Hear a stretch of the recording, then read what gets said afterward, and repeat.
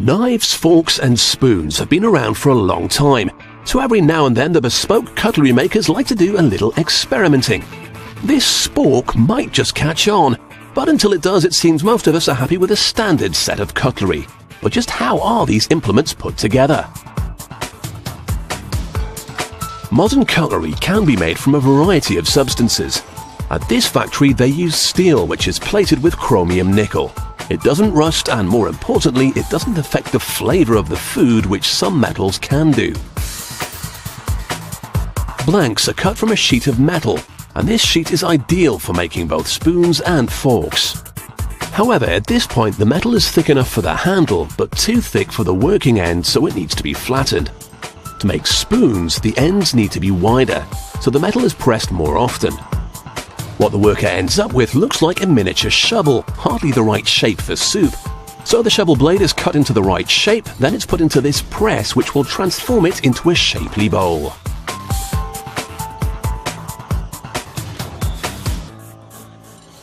While the spoon bending is going on in one part of the factory, other workers are forging forks. Again, they need to shape the little shovels first, so a press will cut off any unnecessary metal. These blanks are now passed on to this worker, who has the most important job in fork production. All day long he sits here carving splines into the forks. Splines are the pointy bits you spear your food with. Washing forks is fiddly enough, but if you're making luxury dinnerware, you also have to make sure you wash the press before you can actually do any bending. Any dirt would mark the metal and the fork would have to be thrown out. The freshly bent cutlery is then sent off for a quick polish to remove all the sharp edges. The worker will also grind down the surfaces so there aren't any unwanted fork-related injuries. So we've seen the forks and the spoons, but what about the knives? Whereas forks and spoons are made from one piece, the knife is made out of several. The handles for these knives have two sides which will be joined together, leaving a hollow in the middle. The reason for this will become clear later. But first we need a blade. These are made up of stainless steel and need to be shaped, so they're sent off to the furnace to be warmed up. Once they're hot enough, the blacksmith will remove them with his tongs and hammer them into shape using a huge press. Then, using another press, he will cut out the blades from the hammered steel.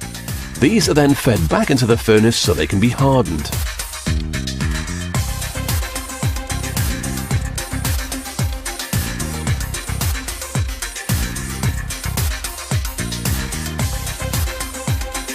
When they emerge, they're tough inside but filthy outside. You certainly wouldn't want to use one to butter your toast with, so they're sent to an automated grinder to be scraped clean.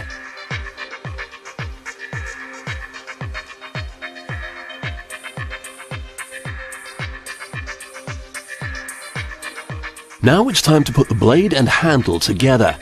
The two sides of the handle have been joined, and the worker will now fill this with sand.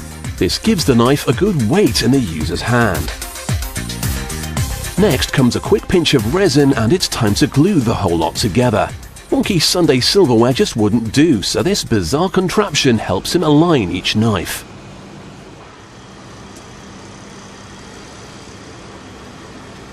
Molten metal is poured in with the sand. The resin he added creates a bond between the two, making the handle solid.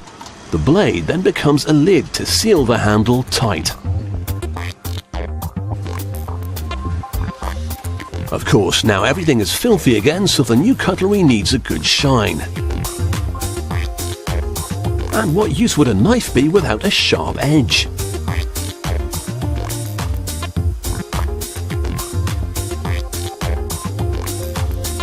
While the blades are getting sharpened, we can catch up once more with our forks and spoons, which are now getting a plating. They're given a bath in silver, which gives them their luxurious final sheen. But of course, different customers have different tastes. If they want a brushed steel effect, the cutlery makers use a tough Mexican grass to create this effect. The grass grinds away the shine, but leaves a nice textured finish. However, it's also left the cutlery rather dirty again, so there's just time for one more quick dip to clean them off. So the next time you're slaving over a huge bowl of washing up, don't get bent out of shape. Leave the bending to the cutlery making experts.